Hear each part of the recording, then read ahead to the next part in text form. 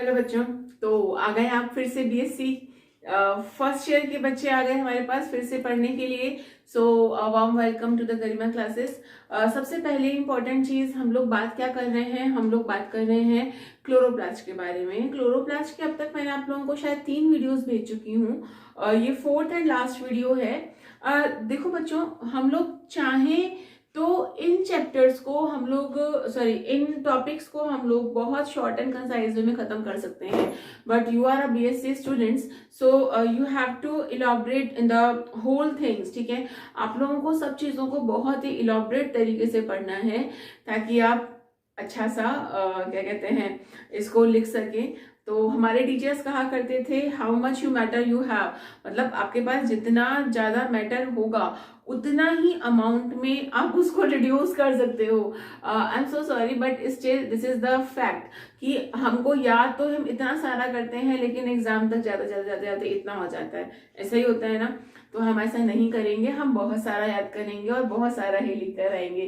Okay, तो हम लोग बात कर रहे थे क्लोरोप्लास्ट के बारे में। सबसे पहली बात आती है कि हम लोगों ने पढ़ा था कि क्लोरोप्लास्ट की स्ट्रक्चर क्या होती है। हमने डिटेल में पढ़ा था कि क्लोरोप्लास्ट की स्ट्रक्चर क्या होती है, उसके हर एक पार्ट का फंक्शन कैसे होता है, हर एक पार्ट का बेसिकली स्ट्रक्चर क्या होती है, ये सब हम लोग पढ़ चुके हैं। अब हम बात करते हैं पहले उसके फंक्शन बताने से पहले हम लोग उसके ओरिजिन के बारे में बात करते हैं। ओरिजिन का मतलब होता है यहाँ पे उद्भव। ठीक है, उद्भव कैसे हुआ है यानी कि इसका ओरिजिन कैसे हुआ है।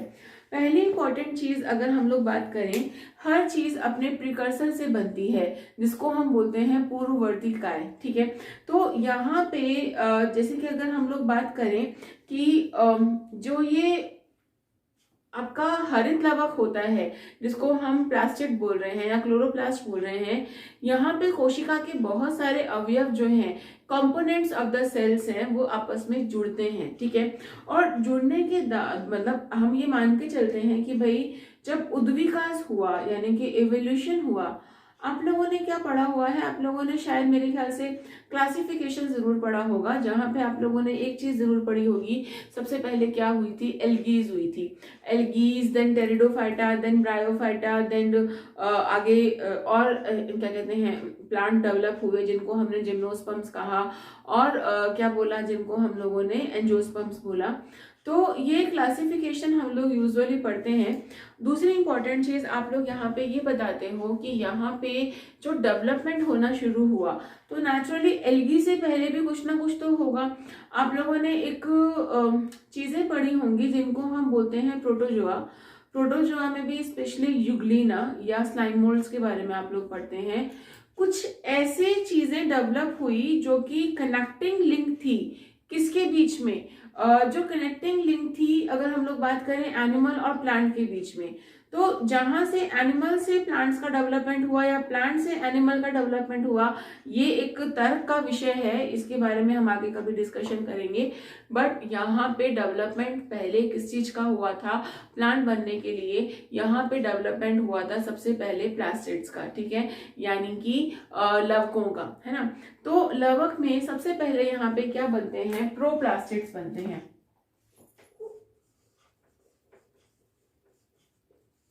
ठीक है, यहाँ पे सबसे पहले क्या बनते हैं, प्रोप्लास्टिड बनते हैं।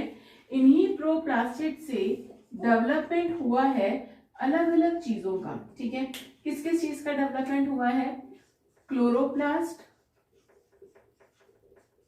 ठीक है, क्रोमोप्लास्ट, ओके, और एक हो गया आपका leucoplast. Clear, chloroplast, chromoplast and leucoplast. ठीक है, और आप लोगों को मैंने जब स्टार्टिंग पढ़ाया था ये क्लोरोफिल के बारे में, मैंने आप लोगों को जब बताया था तो मैंने आप लोगों से ये चीज भी कही थी कि हम लोग प्लास्टिड्स जो है उनको हम 3 पार्ट में डिवाइड करते हैं, जिनको हमने बात किया हरित लवक, रंगीन लवक, या फिर इनको हम रंगहीन लवक भी बोलते हैं। इनमें कोई कलर नहीं होता। इसका बेसिक काम क्या होता है, स्टोरेज का। ठीक है, ये क्या कर रहे हैं, स्टोर कर रहे हैं। मैंने बताया था आप लोगों को इलियोप्लास्ट, एमाइलोप्लास्ट। ठीक है, अच्छा, इसका काम क्या होता है, सीड डिस्पर्जल,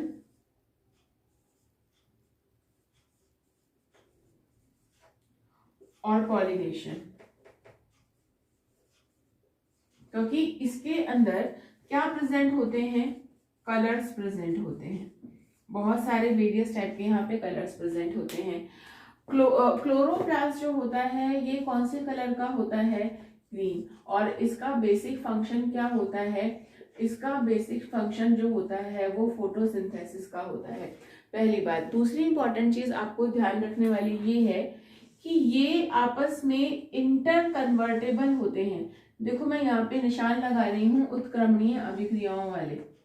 उत्क्रमणीय यानी कि रिवर्सिबल रिएक्शन जानते हो ना, कि प्रोडक्ट रिएक्टेंट में और रिएक्टेंट प्रोडक्ट में कन्वर्ट हो सकता है, जानते हो ना उत्क्रमणीय अभिक्रियाएं क्या होती हैं। सो अगर हम लोग ओवरऑल देखें कि क्लोरोप्लास्ट क्रोमोप्लास्ट में कन्वर्ट हो सकता है, क्रोमोप्लास्ट ल्यूकोप्लास्ट में कन्वर्ट हो सकता है, ल्यूकोप्लास्ट अगेन क्लोरोप्लास्ट में कन्वर्ट हो सकता है। तो इनका जो कन्वर्जन है वो किसी भी तरीके से हो सकता है, और इसी चीज को हम लोग क्या बोलते हैं, ओरिजिन बोलते हैं। क्लियर है ये चीज, स्क्रीनशॉट ले लो फिर आगे बात करते हैं।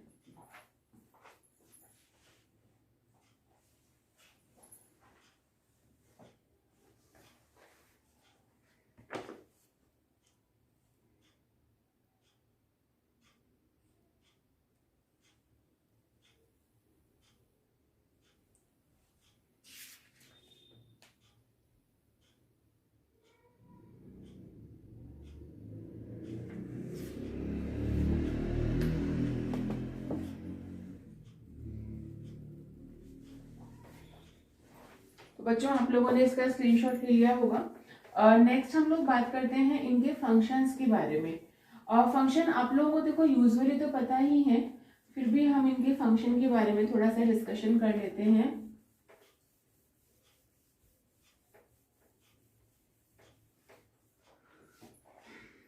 समझिए फंक्शन ऑफ क्लोरोप्लास्ट।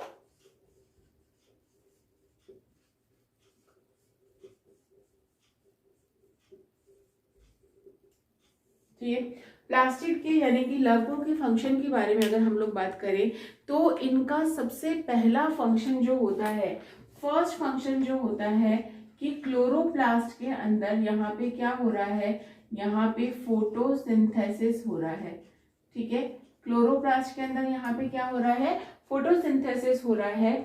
फोटोसिंथेसिस एक ऐसा प्रक्रम है जहाँ पे प्रकाश ऊर्जा को कन्वर्ट किया जा रहा है, दोबारा से बोल रही हूँ, प्रकाश ऊर्जा को कन्वर्ट किया जा रहा है रासायनिक ऊर्जा के अंदर, यहाँ पे इसे कन्वर्ट किया जा रहा है। और ये जो ऊर्जा कन्वर्ट हो रही है, रासायनिक ऊर्जा जो है वो क्या होती है, ग्लूकोज होती है, फ्रक्टोज होती है, कार्बोहाइड्रेट में ये कन्वर्ट हो जाता है, जिसको प्लांट स्टोर करके रख लेता है। ठीक है, पहली इंपॉर्टेंट चीज। दूसरी इंपॉर्टेंट चीज, ऐसा एक चीज और माना जाता है, पहली बात तो मैंने क्या कहा, यहाँ पे फोटोसिंथेसिस हो रहा है। दूसरी चीज जो क्लोरोप्लास्ट है, ठीक है, उसमें क्रेब साइकिल के लिए, कौन से साइकिल के लिए, क्रेब साइकिल के लिए यहाँ पे एंजाइम्स भी बनते हैं। भाई क्रेब साइकिल होता कहाँ पे है, आप लोगों को पता ही है, मैंने बताया भी था कि क्रेब साइकिल जो होता है ये माइटोकॉन्ड्रिया के अंदर होता है। माइटोकॉन्ड्रिया और क्लोरोप्लास्ट को दोनों को हम लोग क्या बोलते हैं, सेमी ऑटोनोमस ऑर्गेनल्स बोलते हैं। क्यों बोलते हैं, क्योंकि इनके अंदर अपना खुद का डीएनए प्रेजेंट होता है। यहाँ पे इधर जो अगर हम लोग बात करें कि क्रेब साइकिल के लिए बहुत सारे एंजाइम्स प्लस साथ में यहाँ पे बहुत सारे यहाँ पे फैटी एसिड्स का डेवलपमेंट जो होता है, फैटी एसिड्स यानी कि वसीय अम्ल। तो वसीय अम्लों का भी यहाँ पे संश्लेषण हो सकता है, किसके अंदर, क्लोरोप्लास्ट के अंदर। तीसरी इंपॉर्टेंट चीज यहाँ पे ये आती है कि जो आपके प्रकाश संश्लेषण हो गया, ठीक है, प्रकाश संश्लेषण हो गया। अब प्रकाश संश्लेषण के बाद में यहाँ पे आप लोगों को पता है कि बहुत सारे तरह के फ्रूट्स बनते हैं और फ्लावर्स बनते हैं, फ्रूट्स हैं और फ्लावर्स हैं। फ्रूट में क्या होता है, रिप्रोडक्शन होता है। ठीक है, fruit is a reproduction modified shoot. आप लोग बोलते हैं कि जो फ्लावर है वो क्या है, एक तरह का रूपांतरित प्ररोह है, ये हम लोग पढ़ते हैं। ठीक है, तो उसके अंदर क्या होता है, रिप्रोडक्शन होता है। ठीक है, सॉरी, जो आपके फ्लावर हैं, फ्लावर के अंदर क्या हो रहा है, रिप्रोडक्शन हो रहा है। और रिप्रोडक्शन के लिए क्या चाहिए, यहाँ पे फ्लावर्स के अंदर कलर प्रेजेंट होता है, ठीक है। जैसे कि पिंक कलर, रेड कलर, जितने भी कलर्स प्रेजेंट होते हैं, ये कलर्स किसकी वजह से होते हैं, क्रोमोप्लास्ट की वजह से, ठीक है। कलर्स किसकी वजह से हैं, क्रोमोप्लास्ट की वजह से हैं, पहली बात। अब जब ये क्रोमोप्लास्ट की वजह से कलर है तो यहाँ पे क्या आते हैं, बहुत सारे इंसेक्ट्स आते हैं, जिसकी वजह से क्या होता है, जिसकी वजह से पॉलिनेशन होता है, और पॉलिनेशन की वजह से यहाँ पे क्या हो रहा है, रिप्रोडक्शन। तो मैं इसको यहाँ पे लिख रही हूँ कि यहाँ पे क्या हुआ, पॉलिनेशन। पॉलिनेशन आप सभी जानते हैं, परागण। परागण का मतलब क्या हुआ कि जो परागकण है ये कहाँ आ रहे हैं, स्टिग्मा पे आ रहे हैं फ्लावर की, ठीक है, यानी कि वर्तिकाग्र पे आ रहे हैं। तो पॉलिनेशन हुआ, पॉलिनेशन की वजह से क्या हुआ, रिप्रोडक्शन हुआ। रिप्रोडक्शन में ओवरी जो होती है, अंडाशय जो होता है, ये फूल जाता है, अंडों का निर्माण होता है, ठीक है। अंडक का निर्माण होता है, अंडक का निर्माण तो पहले हो चुका होता है। उस अंडक के अंदर जब भी फर्टिलाइजेशन होता है, यानी कि जब भी यहाँ पे निषेचन होता है, तो निषेचन की वजह से यहाँ पे क्या हो रहा है, यहाँ पे सीड का फॉर्मेशन होता है। क्या बन रहा है, सीड बन जाता है। और सीड का हमेशा कोई ना कोई कलर होता है। जैसे कि अगर मैं ये बोलूं कि गवावा है, गवावा का कोई कलर है, बिल्कुल है, येलो कलर है, मैंगो का कलर है, अलग अलग उनका अलग अलग कलर है। तो यहाँ पे अलग अलग कलर प्रेजेंट होते हैं, क्यों होते हैं, ताकि उसको उस पर्टिकुलरली फ्रूट को इंसेक्ट्स खाएं, पक्षी खाएं, और सीड्स जो हैं वो अलग अलग जगहों पे फैले। तो यानी कि सीड्स का डिस्पर्जन हो रहा है, इसका सीड का डिस्पर्सल, यानी कि सीड जो है जब वो फैलते हैं अलग अलग जगहों पे, वो किन की वजह से फैल रहे हैं, फाइनली अगर मैं इन नट एंड शेल बात करूं, क्रोमोप्लास्ट की वजह से, क्योंकि क्रोमोप्लास्ट के अंदर यहाँ पे क्या प्रेजेंट है, कलर प्रेजेंट है। क्लियर, तो एक बार स्क्रीनशॉट ले लो, फिर आगे बात करते हैं।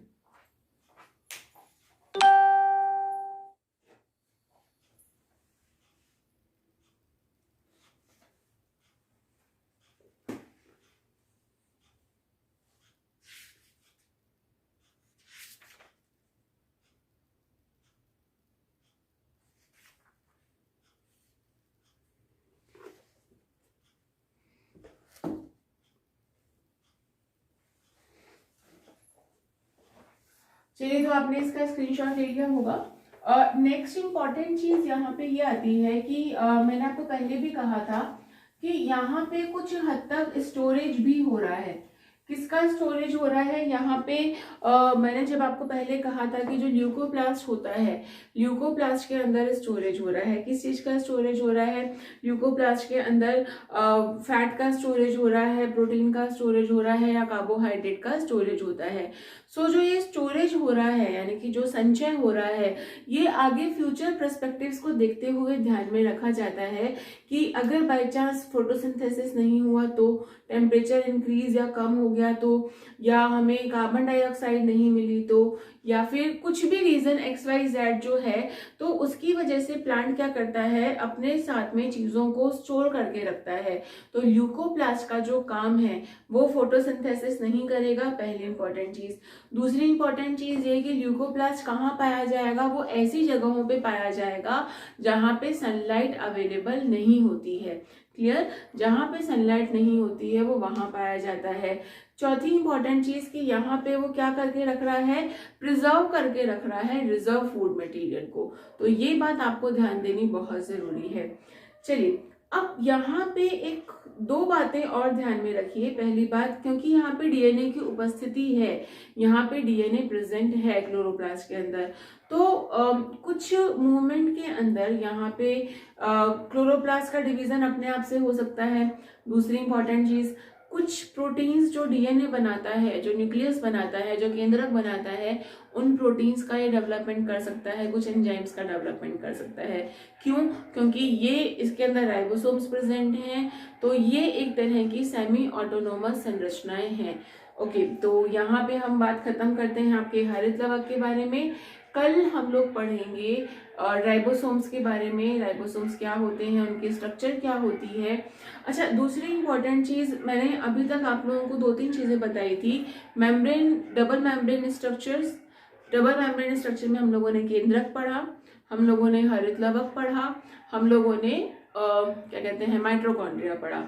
तो कल मैं ये आपको कौन सा पढ़ाऊंगी, राइबोसोम पढ़ाऊंगी, जहाँ पे हम लोग डिस्कशन करेंगे कि राइबोसोम के अंदर किसी तरह की कोई मेम्ब्रेन प्रेजेंट नहीं होती है, नहीं मतलब नहीं होती है। Clear? Thank you so much for watching मी और स्टे ट्यून्ड और पढ़ाई करते रहिए। Thank you.